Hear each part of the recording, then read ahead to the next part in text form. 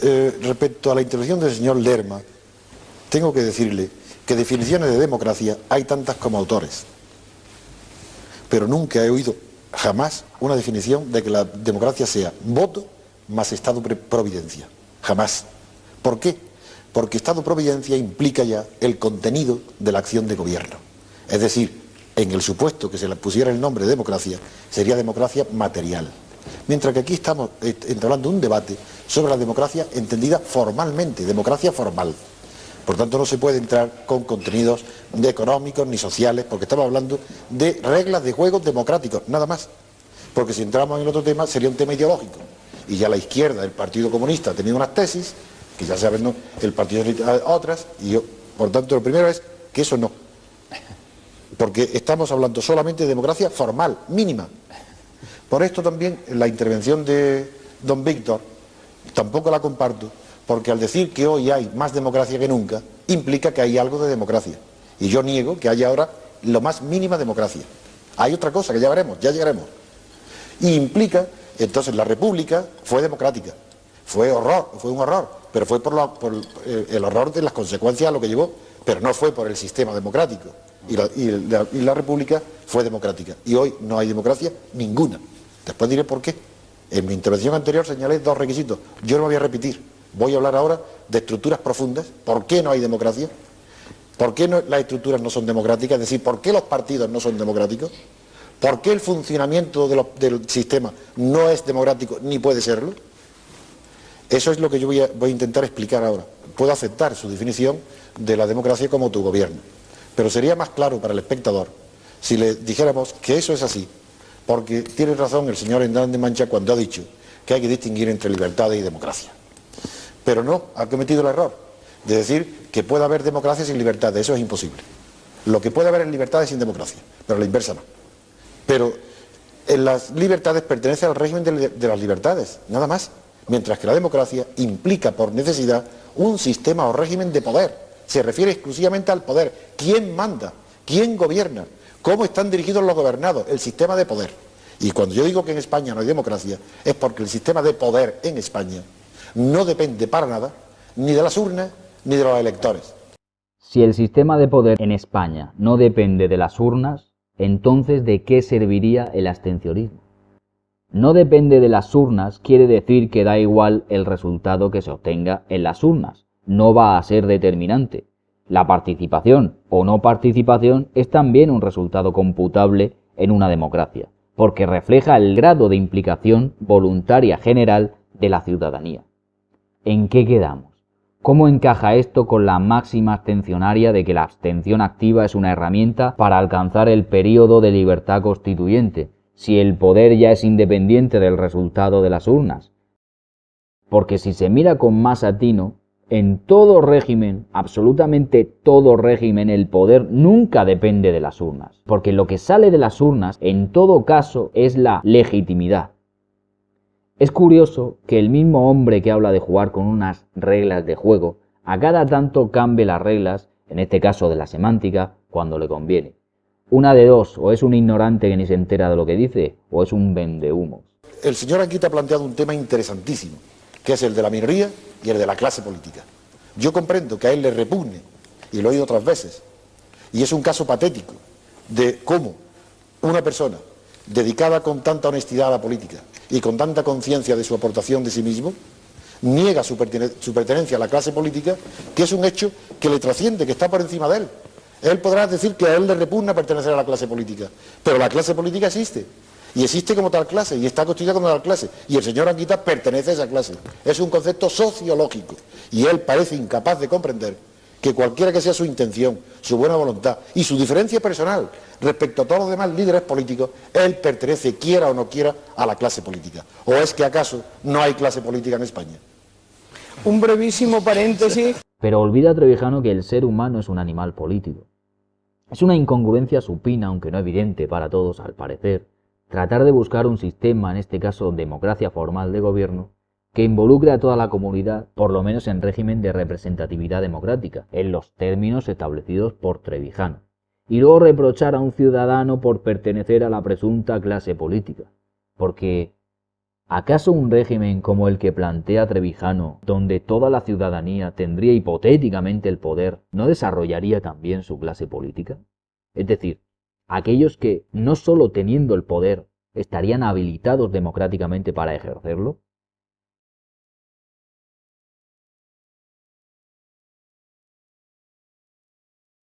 Si consideramos que la justicia tiene un valor intrínseco, es decir, que es valiosa en sí misma, ¿la democracia tiene algún valor como medio para alcanzar la justicia? Es decir, ¿tiene la democracia un valor extrínseco? Un gran número de demócratas estará dispuesto a considerar que el valor intrínseco por excelencia es la democracia, sobre todo si esos demócratas además son ateos, circunstancia que no hace sino atraerlos con mayor fuerza a la contradicción de convertir la democracia misma en su propia religión, de la que sus teóricos representan el papel de la clase sacerdotal y los medios para alcanzarla constituyen su doctrina elevada a rango de dogma irrebatible. Lógicamente esto conduce antes o después a la asunción de la infalibilidad democrática como un hecho que además considerarán científico.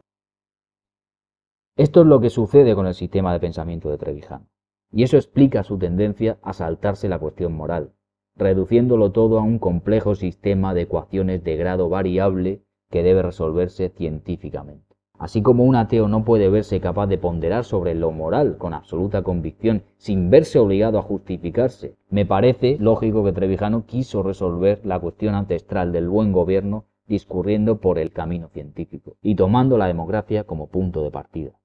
Personalmente, el debate acerca de la democracia no me interesa, salvo en la medida en que pueda considerársele un valor extrínseco como vía para la justicia y el buen gobierno. Todo depende de qué consideremos justo y bueno, pero eso es imposible en una sociedad sin moral, o por lo menos en una sociedad que haya desterrado del campo de lo moral sus principios fundamentales, o lo que es lo mismo, una oclocracia. Todo el sistema de pensamiento de Trevijano parte, en primer lugar, de postulados teóricos no demostrados, y en segundo lugar, si consideramos la abstención activa como una estrategia para iniciar el proceso de deslegitimación del régimen político español, entonces la deriva de la política española no es ajena al resultado de las urnas. En todo caso, lo que hay en España es una democracia oclocrática dominada por una oligarquía suprapartidista y supranacional, o dicho de otro modo, España es una colonia económica en régimen democrático. El problema está en que ese sistema de mecanismos legales está diseñado para confabularse indirectamente con la incapacidad moral de la ciudadanía de emprender la acción política. Por otro lado, Aristóteles habla de establecer el mejor sistema de gobierno bajo ciertas condiciones. Una de ellas consiste en que no existan obstáculos externos que impidan el funcionamiento del sistema de gobierno. Por tanto, si aparte de la cuestión moral no se revoca primero la injerencia de potencias extranjeras, ningún régimen de gobierno que formulemos será nunca viable. No considerándome yo un defensor de Aristóteles, sí considero que en este punto Aristóteles dice la verdad, o es bastante lógico. Es decir, tanto si fuera posible un régimen ideal democrático sobre la base de una sociedad moral, todo esto no serviría de nada si existieran obstáculos externos que se dedicaran a impedir el funcionamiento del sistema o el mantenimiento de los principios morales de la sociedad. Para Trevijano no solo resultaba conveniente, sino también primordial aseverar la ruptura moderna con la tradición aristotélica, puesto que fue el mismo Aristóteles quien señaló primero que no existe una única democracia y una única aristocracia, sino una amplia variedad de ambas formas de gobierno, algunos mejores y otros peores.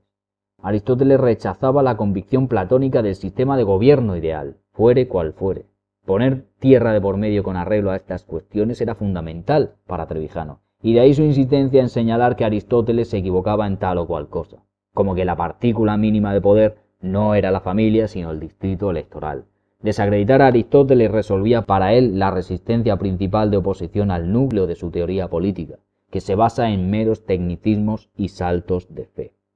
Porque denota un salto de fe creer que un sistema de gobierno puede mantenerse sujeto a la retórica de frenos y contrafrenos sin tener en cuenta que la participación ciudadana no esté viciada o degenerada por incentivos no legítimos. En su sistema de pensamiento, Trevijano continuamente va rondando tres conceptos fundamentales: el poder, el consentimiento y la legitimidad. pero utiliza uno u otro indistintamente según le conviene en cada ocasión. El error monumental de la teoría de Trevijano es considerar que el poder procede del consentimiento, cuando lo que procede del consentimiento en todo caso es la legitimidad, y la credibilidad en la legitimidad puede permitirte ejercer el poder sin impedimento, pues las leyes se fundan sobre la legitimidad en la teoría política. En la práctica, las leyes las hacen los que pueden hacerlas, o los que tienen el crédito de la legitimidad, que siendo realistas es lo mismo. Por tanto, cuando en España se aprobó en referéndum la Constitución, la ciudadanía dio su consentimiento al régimen de partidos. La ciudadanía de entonces, no la de ahora. Se le dio la libertad de decidir y la ciudadanía irresponsablemente eligió sin preocuparse por saber. Una minoría votó en contra y otra minoría ni siquiera votó. Me gustaría saber por qué esa otra minoría no votó. Me gustaría saber quién influyó en que no votara. Por tanto, por consenso político, por consentimiento de la ciudadanía, la Constitución estaba legitimada. Otra cosa es que lo que tengamos hoy, que no es la misma Constitución, sea legítima, porque ha sufrido numerosos cambios. Pero no es eso de lo que se está hablando aquí. Empezar a definir lo que hay, a ver si esa Constitución es, como se dice generalmente, corregible, imperfecta, pero democrática. Porque si resulta que la Constitución no es democrática y es antidemocrática, cuanto más se desarrolle, más se aleja de la democracia. Vamos a ver. Es decir, que no hemos terminado en saber qué Constitución hay. La Constitución fue votada en referéndum por el pueblo español. Bueno, los referéndums de Franco también fueron votados. Ese no es el tema. El tema es la Constitución. Pero el referéndum de Franco no había posibilidad de hacer campaña en contra. Y hubo campaña, posibilidad de hacer referéndum en contra de una Constitución pactada en secreto por los diputados que se enteraron por una indiscreción de la prensa. Una Constitución que se prepara por teléfono, renunciando a la República a cambio de aceptar el sistema proporcional, entre Felipe González y Alfonso Guerra y Abril Martorell con un general delante. Vamos a hablar de la verdad. ¿Cómo se puede decir ¿Para qué estamos aquí en televisión? ¿Para repetir tópicos? Se debatió en el Parlamento. No. ¿Cómo se puede decir que es secreta la Constitución con serenidad, si se debatió en el Parlamento? Fue secreta la preparación de la Constitución, y lo saben todos los periodistas, que fue una indiscreción y un éxito enorme informativo, que se enteraron que estaban haciendo una Constitución. La Constitución de los Estados Unidos también se deliberó en secreto, pero eso no impide que para Trevijano esta sí sea un ejemplo de Constitución democrática. Fue un golpe de Estado constitucional. La Asamblea Legislativa, por mucho que usted se ría... ¿Un golpe de Estado constitucional? ¿Contra qué? ¿Contra un orden constitucional democrático que no existía? ¿Contra un régimen heredero de la dictadura? ¿Se puede dar un golpe de Estado contra una idea que ni siquiera era real? ¿Cómo se puede decir al mismo tiempo una cosa y la contraria y pretender que te tomen en serio? Bueno, pues le toman en serio. La redacción de la Constitución del 78 fue un golpe de Estado constitucional, es decir, la subversión del ordenamiento jurídico de gente previo. Trevijano está diciendo que fue un golpe de Estado contra el gobierno de la transición, que tampoco era democrático. Si el señor Trevijano operó activamente contra el franquismo, cualquier reordenamiento que rompiera con aquel régimen como quería Trevijano hubiera supuesto necesariamente y por definición ejecutar un golpe de Estado. ¿Acaso no fue un golpe de Estado constitucional la rebelión de las 13 colonias americanas? Un golpe de Estado democrático, pero golpe de Estado en la práctica.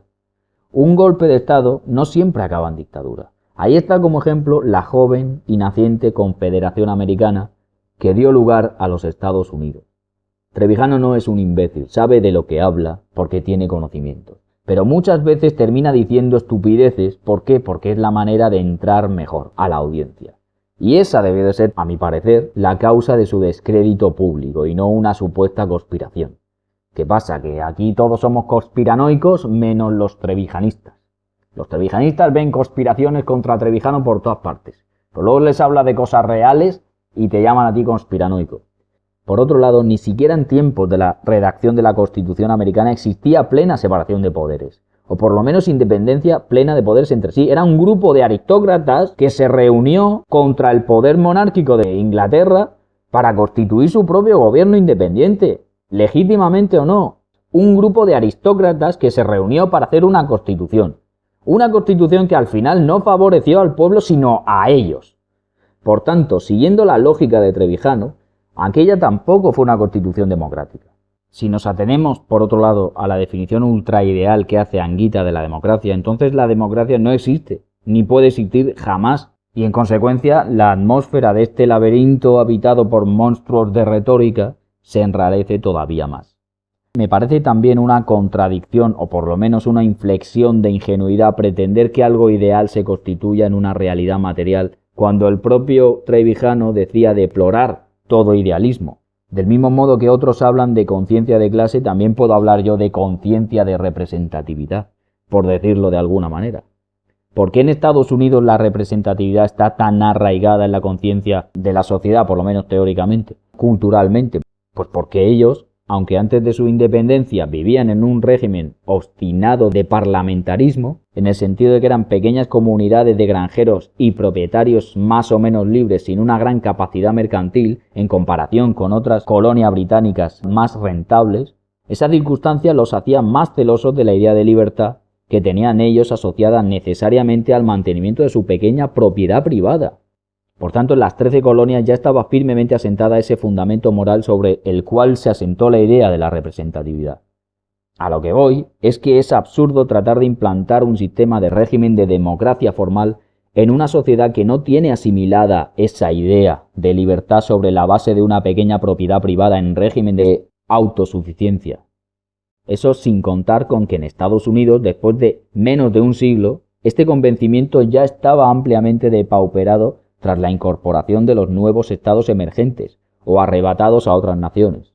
La base de todo, en el sentido que se quiera, ya sea una democracia formal de gobierno como un régimen socialista marxista o comunista o liberal, es la moral, siempre. Sin moral, todo lo que planteas se derrumba. La única incógnita es el tiempo. Cada tierra, cada país tiene sus propias bases, su propia naturaleza y su propio destino. Es inútil tratar de replicar artificialmente procesos que llevan siglos de desarrollo en lugares donde esos procesos no se han desarrollado de manera natural y por tanto no forman parte de la moral de esos pueblos. España tuvo una moral comunitaria distinta pero similar, basada en el comunal, como la tuvo Inglaterra, ambas de espíritu fuertemente cristiano católico. En ambos casos, el régimen comunal fue extinguido, más o menos gradualmente en el caso de España y más violentamente y más traumáticamente en el caso de Inglaterra. En el siglo XVIII en Inglaterra ya no había comunal, por eso se dio allí la revolución industrial, que no fue necesariamente buena, ni mucho menos. Por esa regla de tres, en Estados Unidos lo que hay de facto es una república oligárquica, a semejanza de la primigenia república romana. El hecho de que los ciudadanos elijan directamente a sus representantes por distritos y que estos no sean elegidos por los jefes de partidos, lo único que supondría en todo caso es que este régimen oligárquico en forma de república fuera menos evidente. Pero existir, existe. A menos que cada ciudadano conozca personalmente a cada uno de los representantes que elige, es imposible asegurar en la práctica la plena representatividad en términos de coincidencia de intereses. Y esto solo teóricamente, porque en el caso de no hacer lo que el distrito quiere o les ha mandado hacer, existen innumerables estrategias para poner y deponer a estos representantes desde los poderes fácticos, sustituyéndolos por candidatos prefabricados con el mismo objetivo, haciendo creer a la sociedad que son ellos los que deciden, que es exactamente lo que sucede en Estados Unidos.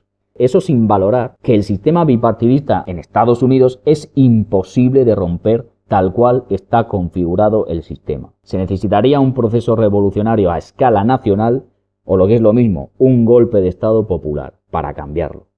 ¿O me está diciendo el señor Trevijano o los trevijanistas que en el Partido Demócrata o Republicano cualquier congresista es libre en la práctica de votar lo que se le antoje sin que haya consecuencias para él en caso de que sus intereses no fuesen los del líder de su partido o una facción de influencia dentro de su partido? Va a ser que no. Por tanto, un régimen basado en una democracia formal de gobierno también es susceptible de ser depauperado hasta el punto de convertirse en un régimen oligárquico, aunque no necesariamente partitocrático. El error está en suponer que la oligarquía es incompatible con la democracia, cuando ambas palabras etimológica y semánticamente gravitan planos coincidentes. La oligarquía se refiere a la autoridad y la democracia se refiere al gobierno o al poder. No es lo mismo autoridad que poder. No cabe duda de que en sus orígenes, independientemente de las causas que determinaran la orientación de su deriva posterior, la democracia estadounidense fue una singularidad histórica que, en mi opinión, solo fue posible por la conjunción de ciertos factores geopolíticos coincidentes a lo largo de un periodo de casi 100 años. ¿Hubiera sido posible aquella singularidad sin la ayuda militar de potencias no democráticas, como España o Francia? Ciertamente no. ¿Habría sido posible esa singularidad si en la órbita de su propio territorio de expansión natural hubiese habido otros estados no coloniales que le impidieran expandirse? Probablemente tampoco, aunque no lo podemos asegurar. Esto no significa que el sistema de gobierno basado en la democracia representativa y la separación de poderes sea algo irrepetible. Al contrario, lo que a todas luces parece irrepetible es en todo caso la singularidad estadounidense como tal, del mismo modo que en su momento fue irrepetible la singularidad conquistadora castellano-aragonesa que dio lugar al Imperio español, producto de la experiencia acumulada a lo largo de 700 años de expansión y concentración constante en su propio ámbito de conocimiento territorial. El corolario de este razonamiento, que no pretende pasar por científico, es que en la forja de las naciones no habrá dos espadas iguales. Primero, Mosca, en efecto, es el creador y no solo de la expresión clase política, sino del concepto. Su obra no fue de este siglo, fue de 1897. Robert Mitchell publicó un primer artículo en 1909, donde descubre la ley de hierro de la oligarquía. Y luego publica el libro en alemán en 1911, luego repite la segunda parte del libro en alemán y en italiano en 1913 y jamás corrige la ley de hierro de la oligarquía. Es más, llega a tal extremo que este hombre, que era un socialdemócrata convencido y un demócrata importante de convicción, llegó a un pesimismo tan absoluto que creyó imposible la democracia, porque para él la ley de hierro de la oligarquía es imposible de evitar, cualquiera que sea la voluntad de los partidos. Pero yo no tengo la misma opinión que Nietzsche, pero es verdad que desde luego eso no lo han inventado los periodistas y es más, después de ellos Pareto, con la teoría de las élites, de la circulación de la élite, coge la misma tesis de la clase política. Antes de Aristóteles, los griegos utilizaban otra palabra para referirse al gobierno de todos, la isegoría, que significa literalmente asamblea de los iguales, que es lo que en algunas localidades pequeñas se denomina concejo o concilio. Por tanto, sea como fuere, la democracia no es en ningún caso el gobierno del pueblo, ni siquiera de la mayoría en el sentido actual, sino de las clases mayoritarias. En los sistemas de gobierno antiguos, todos los elementos de gobierno estaban mezclados. Las asambleas consultivas oligárquicas y las populares democráticas coexistían con la figura ejecutiva de un rey, porque estos elementos no eran excluyentes entre sí, sino muchas veces coincidentes. Históricamente, la oligarquía no fue incompatible con la democracia. Por tanto, decir que en España no hay democracia porque hay una oligarquía es una falacia. Puede ser cierto que en España no haya democracia, pero no porque haya una oligarquía de partidos. Si no hay democracia, en todo caso será por otra cosa. Lo que pasa es que los filósofos y los estudiosos de la política, como Aristóteles, trataron de darle un orden a todas las situaciones posibles que se daban más o menos simultáneamente.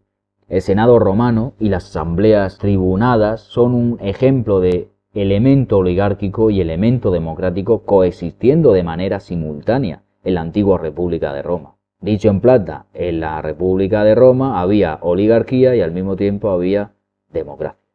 Lo que determinaba si un régimen era más o menos democrático, o más o menos aristocrático, o más o menos monárquico, era en qué medida cada uno de estos elementos estaba por encima de los otros dos.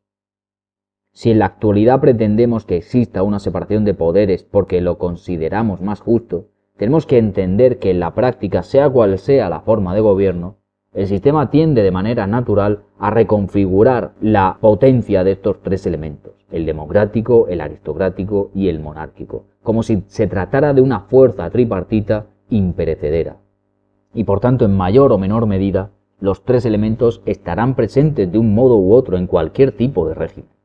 ¿Qué le sucedió a la República Romana cuando la aristocracia se obstinó en no permitir que se reinstituyera la figura del rey? Pues sucedió que el rey vino con más poder aún, instaurándose el imperio monárquico y dejando el sistema republicano democrático en una sombra de lo que había sido.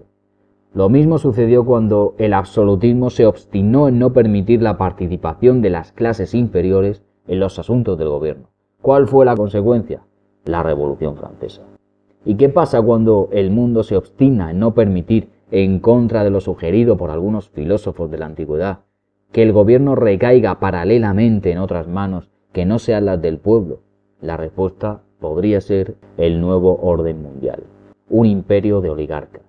En toda democracia hay un elemento aristocrático que puede convertirse en oligárquico, así como un elemento monárquico que puede convertirse en tiránico. Si un presidente del gobierno, por ejemplo, abusa de sus atribuciones ejecutivas y gobierna mediante decretos ley, como Obama o Pedro Sánchez.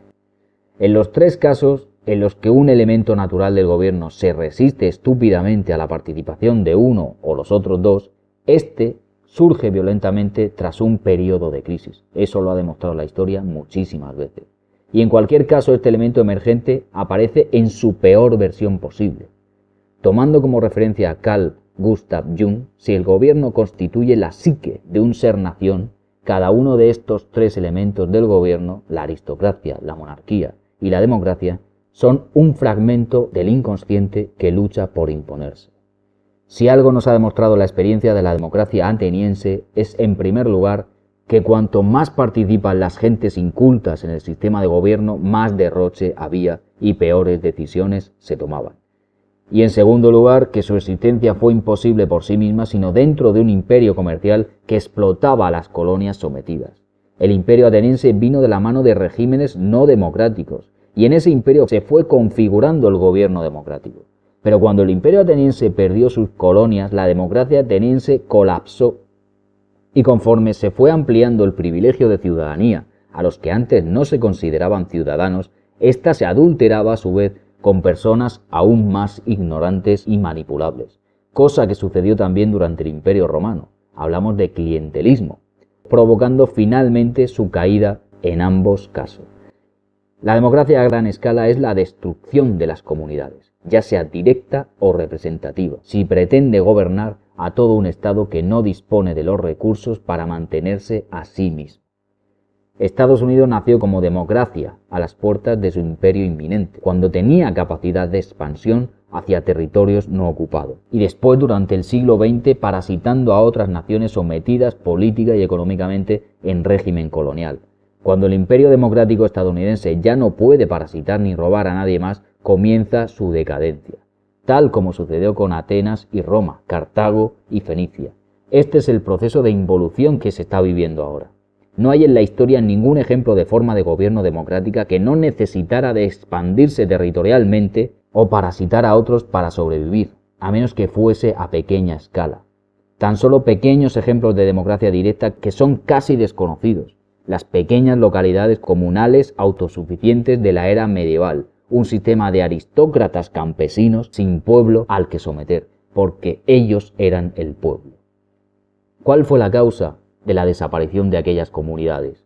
Ni más ni menos que el afán acaparatorio y recaudatorio de reyes y nobles y burgueses, en colaboración de aquellos cada vez más numerosos que no tenían ninguna propiedad y que voluntariamente se sometían al servicio de estos reyes y nobles para tener algo que comer.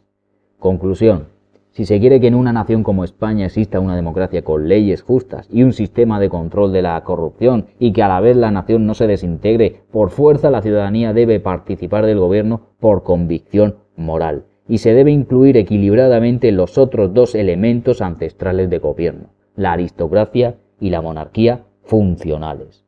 ¿Qué es lo que tenemos hoy en España? Tenemos los tres elementos, pero en su variante más degradada, donde cada uno tiene lo peor de su naturaleza, pero nada bueno de la misma. Un monarca que no es monarca, pero es vitalicio y heredero. Una oligarquía que solo recauda impuestos y en lugar de mejorar las cosas, las empeora. Y una democracia oclocrática y negligente sostenida por una ciudadanía que solo se queja para que la sobornen de vez en cuando. De cualquier manera, todo lo antes mencionado tampoco servirá de nada si, como sugería Aristóteles, no nos desprendemos de los obstáculos exteriores que nos mantienen sumidos en la miseria. Del mismo modo que el antídoto que cura se extrae del veneno que mata, La democracia puede ser benigna o utilizarse como el caballo de Troya definitivo para la destrucción y el empobrecimiento de las naciones. Estados Unidos exportó la democracia no como cura, sino como lento veneno, reservándose para ellos una democracia magna robustecida por el parasitismo impuesto a las democracias menores. Y España no quedó exenta. ¿Por qué al tratar de buscar definiciones correctas y puras, yo doy más autoridad al sentido antiguo de las palabras que al sentido actual deformado de las palabras?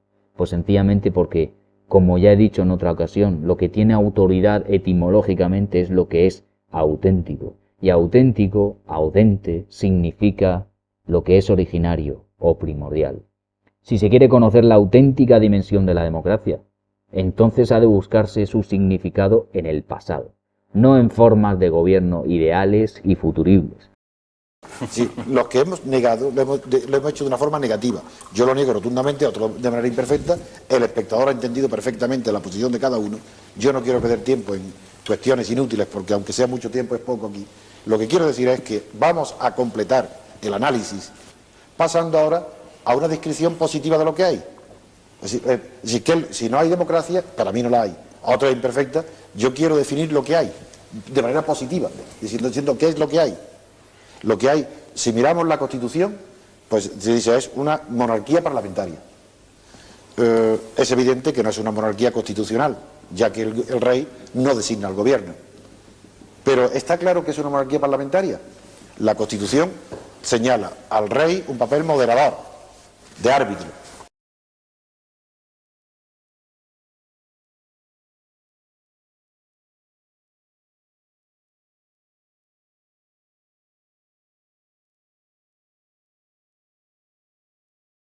Entre las fuerzas, ¿entre quién? Perdón, Antonio, antes que eso dice que es una democracia social de derecho, que es por lo que ha dicho antes Lerma tiene su peligro, en el contexto de nuestra Constitución, porque al decir democracia social de derecho hay que atribuir contenido al calificativo social. Sí. Y eso yo comprendo que es peligroso. Pero verás tú, asumo el planteamiento.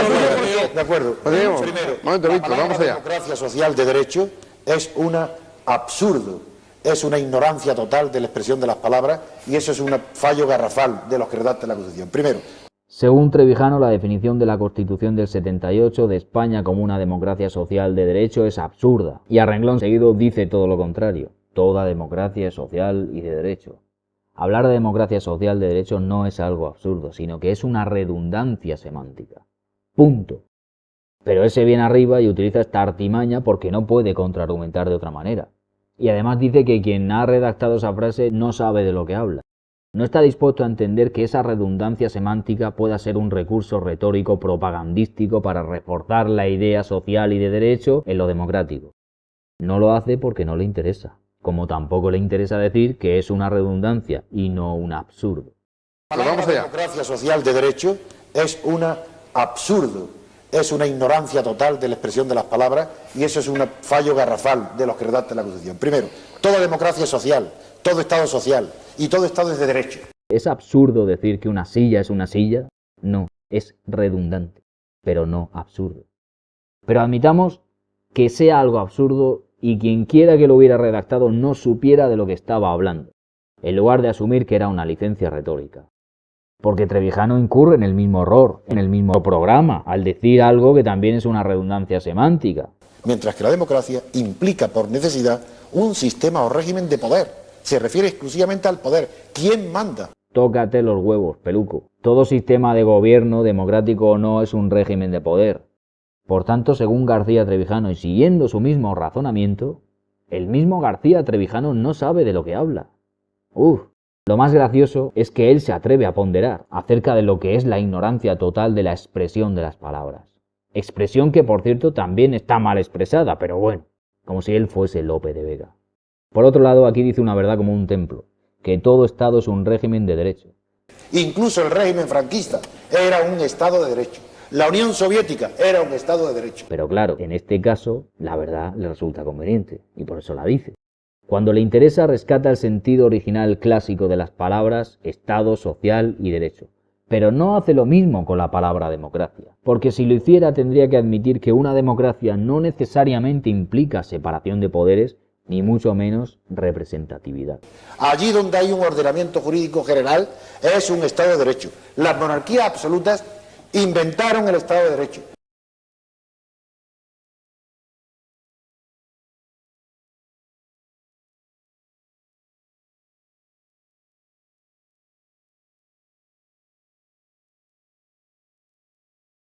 Yo voy al grano, no me entretengo en las palabras.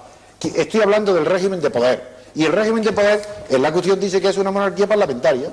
Entonces vamos a ver lo que es eso. He dicho, no es constitucional porque el rey no tiene poder para designar el gobierno. ¿De acuerdo? Quiero decir que no es una monarquía como las que el primer tiempo de la Revolución Francesa. De nuevo Trevijano cambiando las reglas del juego. En este punto cabe hacerse una pregunta fundamental.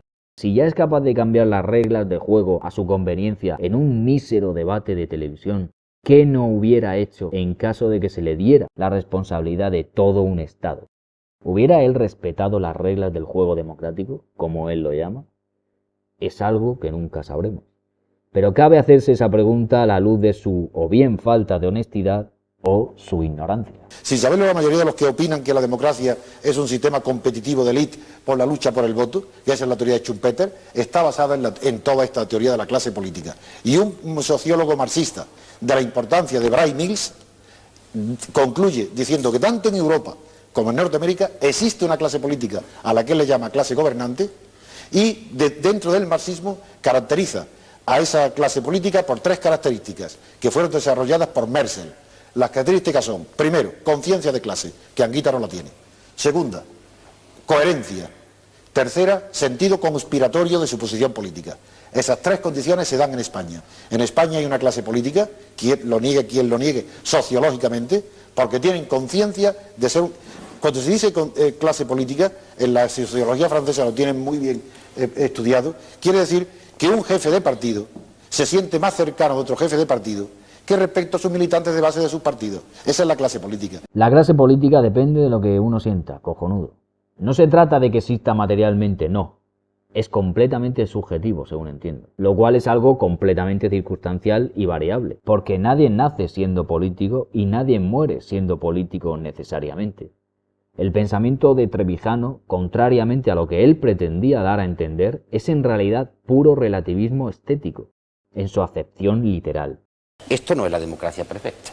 No, y porque digamos, imperfecta tampoco. Pero porque digamos esto, no estamos rechazándola. Yo no quiero aquí introducir ningún elemento de miedo, porque la primera parálisis que puede haber en una situación de esta es decir, ojo, que se derrumba esto. Eso no puede ser. Por tanto, para mí, situación democrática perfecta y por tanto algo por lo que luchar es aquella sociedad en la que los derechos humanos se cumplen. Y entre ellos designar y destituir gobierno. Todos los derechos humanos que están entre ahí. ellos ese, que no está definido en la ONU, sí, Bueno, hay que añadirle ese además, Están los mecanismos necesarios. Primera situación. Para mí eso es democracia. Sí. El feliz día que yo vi la intervención de Anguita en este programa, se me cayó a los talones un referente de mi pálida adolescencia tardía.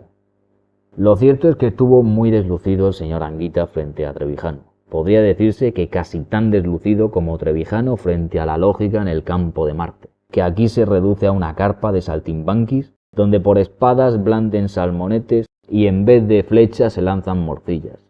La tomatina la inventaron los sofistas. Por cierto, ¿qué hay de la clase sofista, Trevijano? Digo yo que también existe, mientras un sofista se sienta más cercano a otro sofista que al pueblo, sea lo que sea el pueblo. En cuyo caso no habría tampoco democracia si esos sofistas detentaran todo el poder. Vamos a divagar un poco, solo por relajarnos un poquito, antes de la próxima embestida de lucidez.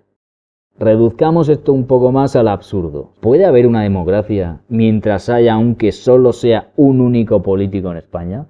Pues según Trevijano sí. A menos que ese único político tuviese trastorno de personalidad múltiple, en cuyo caso ya no habría democracia, porque se sentiría muy cercano a sí mismo, a menos que sus personalidades no se cayesen bien entre sí, entonces sí que volvería a haber democracia. En cualquier caso, el yogulado siempre estaría maldito. No puedo evitar llevar todo esto al terreno del humor, porque no dejo de leer por ahí que Trevijano es una mente superior, un genio y cosas así. Y digo es y no era porque, como ocurre demasiado a menudo, más de lo que me gustaría por desgracia, Trevijano está hoy más presente que cuando estaba vivo, lo cual resulta irónico. para Trevijano. Alguno dirá que estoy tergiversando. No, sencillamente trato de desatar los nudos de este pensamiento enfermizo y poco cabal. Y de cuando en cuando necesito tomarme un respiro, abrir las ventanas y dejar que el humor disperse las nubes de humo. Alguno saldrá en defensa de Trevijano y me dirá que lo que él intentaba decir era otra cosa. Yo me ciño a lo que dice, no a lo que otros puedan interpretar que dice. Y me ciño a lo que escribió. Quisiera explicar, por terminar con este paréntesis, cómo funciono yo a nivel creativo y por qué me dejo llevar por el humor de vez en cuando sin venir a cuento. Es una cuestión de ánimo. ¿Sabéis los berserkers? Aquellos guerreros puestos de protoanfetaminas que se lanzaban a lo más crudo del combate en un estado de enajenación alucinógena. Pues yo soy un berserker y mi droga es la lucidez. En mi caso, el descenso al humor es como el descenso temporal y breve de la marea, cuando necesito tomar aire para seguir con la escabechina. Y puesto que ya empiezo a notar que me embarga la siguiente racha de lucidez, toma las armas, amigo, grita devastación y suelta ya los caniches de la guerra. Vamos allá. Corresponde exactamente a la misma coherencia y sentido conspiratorio de la participación en el poder que el PSOE y que el PP. Es decir, que son partidos que ante todo defienden la coherencia de su participación en el sistema. De ahí que se repartan las cuotas de poder. De ahí que les asuste, se les hiela el corazón ante la abstención, que es el enemigo de la clase política. La clase política en España existe porque la sociología lo demuestra, cualquiera que sea la intención personal o subjetiva de cada líder político. Y por tanto, si existe la clase política, quiere decir que el poder en España pertenece a una minoría de 6 personas. Y esa minoría, un poder que pertenece a 6 personas, no puede ser democrático. Y esas personas son las que forman las listas del Parlamento, las listas de los gobiernos, las listas de los jueces, y no hay separación de poderes, y el elector no puede elegir a su representante. El diputado que es elegido no representa al pueblo, no representa a los electores, ni siquiera representa a su partido, representa al jefe de su partido. Mientras Anguita se pide un oporto, yo tomo la palabra. La única manera de que, existiendo elecciones, el régimen de poder no dependiera para nada del resultado obtenido en ellas, sería que las elecciones estuvieran amañadas, lo que llamamos pucherazo. Pero eso no es lo que él dice. Lo que dice Trevijano es bien claro. En España no hay democracia porque no hay separación de poderes. La primera parte bien puede ser cierta, que no haya democracia. Y la segunda, que no hay separación de poderes, es a todas luces evidente. Lo que falla en esta proposición y que echa por tierra todo lo demás es la siempre subestimada conjunción causal porque. Porque la democracia no depende o no de que haya separación de poderes. Porque ello equivaldría a decir que la democracia directa no es democracia. Y esto es un contrasentido. Porque en todo caso, la democracia directa es la más pura de las formas democráticas. Sobra destacar el hecho incontestable de que en este punto ya se derrumba por sí sola la ridícula Torre de Babel del señor García Trevijano. Nada más, mientras que la democracia implica por necesidad un sistema o régimen de poder. La democracia implica por necesidad un sistema o régimen de poder. Esto que parece tan técnico en realidad no significa nada. Esto es lo que yo llamo un casque en los artebuses. Porque toda forma de gobierno implica por necesidad un sistema o régimen de poder. ¿Entendemos ahora por qué Trevijano era un mediocre, un vendehumos, un malabarista? Es que una tiranía, en el sentido clásico de la palabra, también implica por necesidad un sistema o régimen de poder. Pero la tiranía es lo opuesto a la democracia. ¿Por qué? Porque la democracia es literalmente, por definición, y como decía Aristóteles, el gobierno de la mayoría. Y la tiranía, literal y etimológicamente, es la situación entendida como régimen de gobierno en que no se tiene el poder. Por tanto, tiranía es el opuesto material, aunque no semántico o ideológico, de democracia. En todo caso, el gobierno de la minoría, la oligarquía, que sí sería el opuesto semántico, aunque no material, de la democracia, es un derivado tangencial de la democracia, mientras que la demagogia, en sentido clásico, es una degeneración de la misma, que llevaría a la oclocracia. Y por tanto, como derivado de ella, la oclocracia es lo que hay en España. Si rescatamos el significado original de demagogia, entendida como una forma de gobierno de las masas que otros dirían idiotizadas, en vez de entenderlo como el ejercicio de la oratoria falaz. que es el sentido que tiene actualmente. Dictadura, monarquía, oligarquía, todas ellas implican por necesidad un sistema o régimen de poder.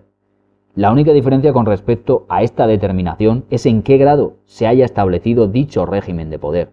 Una tiranía es, en la concepción griega clásica, una forma de gobierno de carácter anárquico, porque la anarquía es literalmente la situación de ausencia de autoridad. Y el régimen del tirano no estaba subordinado a ninguna autoridad más que a la de su propia voluntad, y podía seguir el consejo de una corte escogida o no seguir más que su propio consejo. La deformación conceptual de la palabra tiranía vino después. En Polibio ya está presente esa deformación. Un tirano podía ser un buen gobernante y justo y seguir siendo un tirano, pese a todo, porque no tenía nada que ver la justicia o la libertad, sino el poder. Eso es lo que define a las formas de gobierno. En una tiranía podía perfectamente haber una justicia sana que mantuviese contentos a los gobernados, de la misma manera que en una democracia no va implícita necesariamente la categoría moral de la libertad, la justicia o la igualdad. Porque en la democracia ateniense no había igualdad, ni había separación de poderes. El problema es que Trevijano quería, o decía querer, un sistema de gobierno para España muy definido y preciso, que podía considerarse como una forma de democracia dentro de todas las formas posibles de democracia, pero no estaba dispuesto a renunciar al estandarte de la democracia, y para abrirse paso necesitaba que todas las otras formas no fuesen democracias, a sabiendas de la buena reputación de esta palabra. El problema de fondo de la cuestión de la democracia es tratar de ir más allá de la definición pura, porque así es como se acaba instalando la plaga de las connotaciones, que a la larga corroen el sentido original de las palabras. Democracia es el gobierno de los más numerosos. ¿Qué es la igualdad plena? ¿Qué es la libertad plena? ¿Se puede definir la democracia involucrando estos dos conceptos sin haberlos definido primero antes de manejarlos? Pero como esto no es una crítica a Julián Guita, simplemente destaco que incluso esta definición adulterada que da el cordobés también arruina por completo la teoría dogmática de Trevijano acerca de la democracia basada en la separación de poderes. Yo quisiera vivir en un régimen de igualdad plena y libertad plena, y en ese caso lo último que me importaría es que fuera democrático o no, si eso fuera posible, y si mi interpretación de igualdad y libertad fuese la que maneja Anguita, pero no lo es. Lo único que se deduce del debate entre Julián Guita y Trevijano sobre el particular es que cuando se lleva el juego al terreno clásico, ambos se rebaten mutuamente, ambos se resisten y ambos acaban muertos con un salmón en la boca. La democracia es lo que es, y es inútil tratar de involucrar en su definición un sentido que no le corresponde, porque estaríamos faltando a la verdad. Si cada aspirante a ideólogo político que salga defiende su propia visión de la democracia y se niega a reconocer que esa visión es ideológica y además ese aspirante a ideólogo político viene también al abrigo de su propia legión de seguidores dispuestos a defender a capa y espada todo lo que diga su capo di tutti capi, entonces entramos en un tira y afloja que no hace sino desgastarnos. Nos vemos como los trolls del cuento de Tolkien, discutiendo sobre la mejor manera de cocinar la cena a las tantas de la madrugada, hasta que en el momento menos esperado, el sol nos convierte en piedra. El error de Anguita está en pretender subordinar la libertad material al régimen de derecho.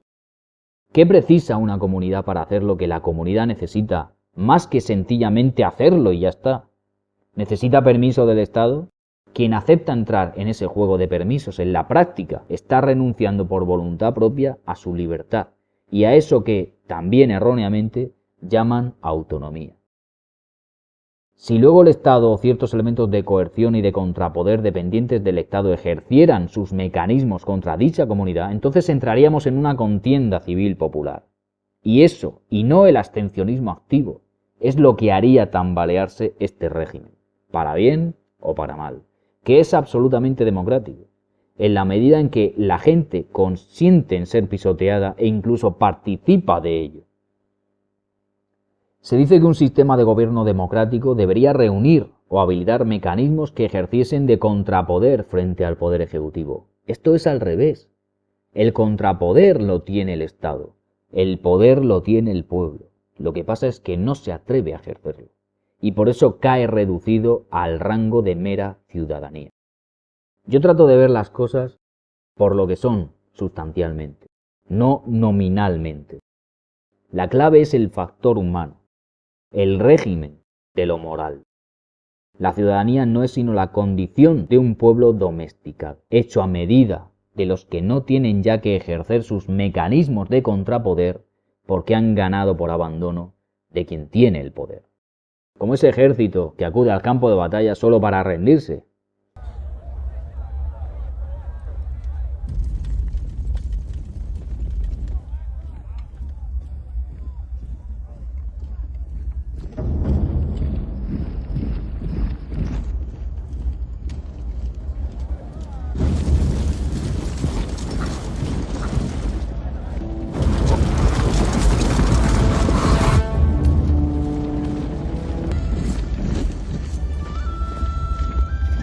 Son muchos.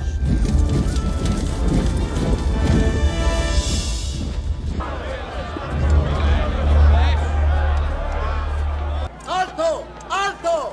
¡No huyáis! ¡Debéis esperar a que negociemos!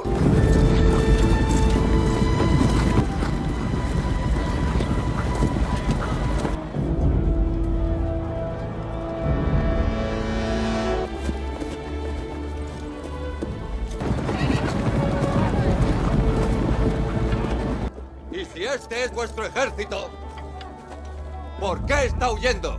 ¡No hemos venido aquí para luchar por ellos!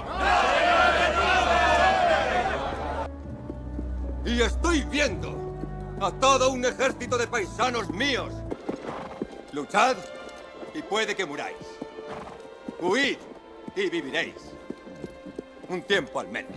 Si en esta alegoría que trato de plantear el ejército de campesinos es el pueblo, los nobles el contrapoder corrupto que sucumbe a la pulsión de mirar solo por sí mismos y el ejército enemigo son las potencias sobrehumanas que nos empujan irreversiblemente hacia lo inmoral, ¿quién demuestra tener aquí el poder? El héroe, representando ese espíritu que todos llevamos dentro, llega en el momento oportuno no para dar fuerza al pueblo, sino para encontrar la que el pueblo de hecho ya tiene, pero no conoce o teme. El poder lo tiene el pueblo, el poder de gobernar o dejarse gobernar, y cuando el pueblo no vive en un régimen feudal o esclavista, sino que además tiene mecanismos legales, cultura y conocimiento al alcance de la mano, a espuertas para encontrar en sí mismo esas fuerzas, ¿quién puede dudar que también existe democracia? Tomar malas decisiones y sufrir sus consecuencias no significa que no haya democracia.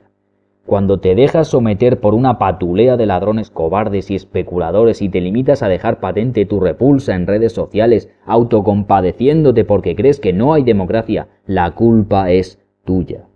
No del sistema, porque el sistema eres tú. El sistema somos todos. Y este es un pensamiento minoritario, ciertamente. Si la mayoría no llega a la misma conclusión que yo sobre este punto, no consideraré que no hay democracia, sino todo lo contrario, que la democracia es una realidad incontestablemente cruel, de la misma forma que en otras circunstancias podría ser incontestablemente beatífica. La democracia produce esclavos igual que podría producir reyes. Todo depende de la moral. En todo régimen de gobierno, tarde o temprano se acaba configurando un entramado de intereses que tiende a ensamblarse a las estructuras de poder, parasitándolas. Esto es lo que llamamos oligarquía. La partitocracia es la oligarquía en su fase patológica más avanzada. Pero una oligarquía no es más que la escoria del régimen. Escoria en el sentido metalúrgico, es decir, los residuos originados en el procesamiento y fundición del poder. Si tenemos que cada fundamento o forma de gobierno equivale a un metal, con unas cualidades y características mecánicas propias definidas, pues entonces cada forma de gobierno va a generar inexorablemente su propia escoria. Entonces, ¿qué es el gobierno del pueblo? ¿Qué palabra le damos a esto? Sea lo que sea, tanto si algo así fuera posible como forma de gobierno ideal.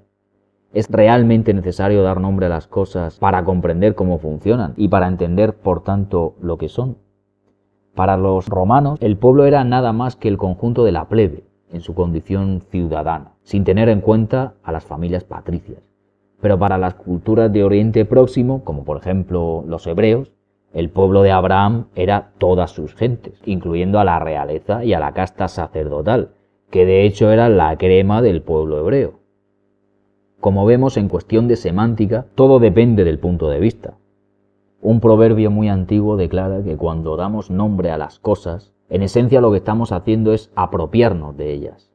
En cierto momento de la novela de García Márquez, 100 años de soledad, los habitantes de Macondo padecen una epidemia de insomnio que gradualmente los va dejando sin memoria, y se ven obligados a etiquetar las cosas para recordar lo que son, hasta que llega un punto en que ni siquiera saben leer. ¿Es posible que nuestra necesidad de etiquetarlo todo se deba a que hemos olvidado comprender la esencia misma de cuanto constituye nuestro entorno? Quizá porque nos estamos alejando cada vez más de la realidad. ¿No será mejor volver a preguntarse por la sustancia misma de las cosas para intentar comprenderlas, en lugar de para hacerlas nuestras? Porque esta es en el fondo la razón de que se devalúen las palabras. El que los contendientes de Trevijano en los programas de La Clave fuesen más imbéciles que el que asó la manteca puede hacer creer al auditorio poco instruido o relajado que Trevijano es Iron Man en comparación, que es como comparar a una hormiga con un escarabajo Hércules. Pero esto no denota otra cosa sino que ya en los años 70 la audiencia española, fruto de una enseñanza supuestamente más elevada que la actual, iba del mismo palo, o séase que no se enteraba de la misa a la media. Si yo fuera conspiranoico, diría que deliberadamente se ha rodeado a Trevijano de una patulea de indocumentados incapaces de rebatir nada para trasladar la ficción de que todo cuanto dice aquel es absolutamente cierto. Suele ponerse como ejemplo de buena televisión al añejo y sabroso programa de La Clave, que indudablemente tiene su encanto. Pero no es menos cierto que algunas veces los tertulianos daban tanta vergüenza ajena como Carlos Herrera o Jiménez Los Santos, sin llegar al ridículo esperpéntico de personajes sumamente inferiores como Eduardo Inda o Antonio Maestre. Que lo de antes fuese mejor no significa que fuese bueno, y esto se aplica también al sistema educativo, pues de aquellos polvos estos lodos, y no fue mi generación la que votó la Constitución del 78 sin leerla siquiera.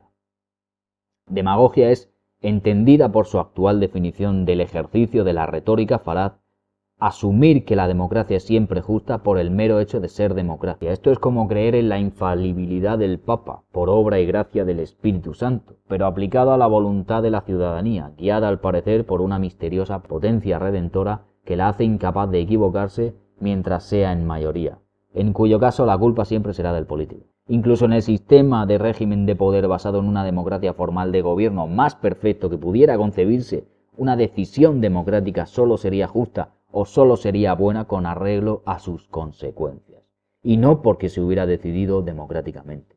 Asociar la democracia con justicia social es la mayor y más deplorable irresponsabilidad del vasto régimen demagógico. Como hemos dicho antes, un tirano puede ser justo y seguir siendo tirano. Una democracia puede ser liberticida y criminal y seguir siendo una democracia. Como ejemplo está la archicacareada democracia estadounidense, que exterminaba a los indios mexicanos después de convertirlos en ciudadanos o negaba la igualdad ante la ley entre negros y blancos, no ya en el sur, sino en el norte. Pero es que hasta la democracia más perfecta de iure sobre el papel puede ser la más aberrante en cuanto a régimen de libertades en la práctica, de facto, porque todo depende del crédito. Todo depende de lo que la gente quiera pensar, y ahí está la clave. Esa es la corrupción moral en que va cifrado el destino de cualquier régimen de gobierno, democrático o no democrático. Los imperios caen por la corrupción de su pueblo, reflejada en sus gobernantes, no por otra cosa. Trevijano dice que la corrupción del pueblo es posterior a la corrupción política, que si el sistema es corrupto, entonces el pueblo será corrupto, y que primero es el sistema el que es corrupto. Y esto es falso. Por eso la única manera que tenían los romanos de vencer a los pueblos que se resistían al avance de las legiones, a pesar de su atraso industrial, era mediante la traición, corrompiendo desde dentro a una parte de ellos. Es algo sistemático. Por tanto, no se trata de que haya democracia o no. No se trata de concebir un sistema de gobierno perfecto y aplicarlo. Se trata de que haya moral. Todo otro esfuerzo es inútil y una pérdida de tiempo. Porque sin moral, todo sistema está condenado a la opresión, casi siempre con la connivencia de un sector importante del propio pueblo. En el caso de España, la oligarquía ya estaba instalada antes de que nos trajeran la democracia, Una oligarquía que operó como los helenos del caballo de Troya. Abrieron las puertas y comenzó el saqueo. Y no podíamos creer que aquello que habíamos considerado un ofrecimiento de victoria está siendo el causante de nuestra destrucción. Me pregunto si algún troyano en el estertor de la muerte llegó a darse cuenta de que aquel caballo inerte en realidad no tenía culpa de nada. Una manzana sigue siendo una manzana aunque esté envenenada. Nuestros padres y abuelos la mordieron e inmediatamente la ofrecieron a sus propios hijos. Ahora están los que dicen que si te duele el estómago es porque eres un fascista, y los que te dicen que en realidad no había ninguna manzana porque todas las manzanas son dulces y buenas y si estaba en mal estado no podía ser una manzana. Luego todos se dan la vuelta y siguen discutiendo sobre qué son las sombras que se proyectan en la pared, mientras el fuego se traga el siseo de los votos y el silencio de las espadas. Tener una manzana podrida en la práctica es como no tener una manzana, porque no te la puedes comer, pero materialmente sigue siendo una manzana, y materialmente la sigues teniendo en la mano. Las cosas son lo que son, y no podemos pretender que sean otra cosa porque las circunstancias nos fuercen a modificar nuestro comportamiento ante ellas. Quien ha conocido el hambre sabe que ahí hay una puta manzana. Todo se reduce a la semántica. Si un hígado está compuesto por estructura funcional que ejerce la función de limpiar la sangre y tejido estructural que sostiene el resto del órgano, y ese hígado desarrolla cirrosis, significa que el tejido funcional va perdiendo funcionalidad y pasa a ser no funcional, hasta que el hígado se vuelve pesado e infructuoso. Pero sigue siendo un hígado. Cuando padeces cierto tipo de enfermedades crónicas, puedes tomar la medicación prescrita para atenuar los síntomas, pero no vas a resolver nada si no resuelves la causa subyacente. Todo es cuestión de moral. Puedo llegar a admitir que en España ni en el resto de Europa por extensión haya democracia, porque al final también es una cuestión de semántica. Depende de lo que consideres democracia, la habrá o no la habrá. Y eso no resuelve nada, porque no resuelve la causa subyacente. Lo que no puedo admitir de ninguna manera es que se imponga la pretensión salvífica y arrogante de que el único tipo de democracia es la que viene a hombros de la separación de poderes y la representatividad, y que hecho todo eso lo demás va sobre ruedas, porque ese sistema a la larga también genera su escoria, también produce oligarquía. Yo prefiero vivir libre y moralmente sin democracia que vivir en democracia desmoralizado y sin libertad. Prefiero vivir en la selva y fundar una familia de salvajes que ser un esclavo civilizado. Es una cuestión de semántica. La lingüística es el manto que nos protege de la lluvia, pero si vamos descalzos no iremos a ninguna parte. La vida es una partida de ajedrez donde además de tener que imaginar las piezas, nadie te enseña las reglas o te las enseña mal. Malos consejos promueven jugadas terribles. Poco a poco vas perdiendo piezas antes siquiera de saber cómo había que jugarlas. Están los que establecieron el valor de las piezas, que son invalorables, y ahora se dedican a enseñar los trucos menos útiles para asegurarse la victoria, y luego están los que se pasan la partida renegociando cómo de inteligente fue la jugada que los hizo rendirse. Lo que quiero decir con todo esto es, ¿de qué vale la democracia? Si en definitiva todo es una cuestión de moral.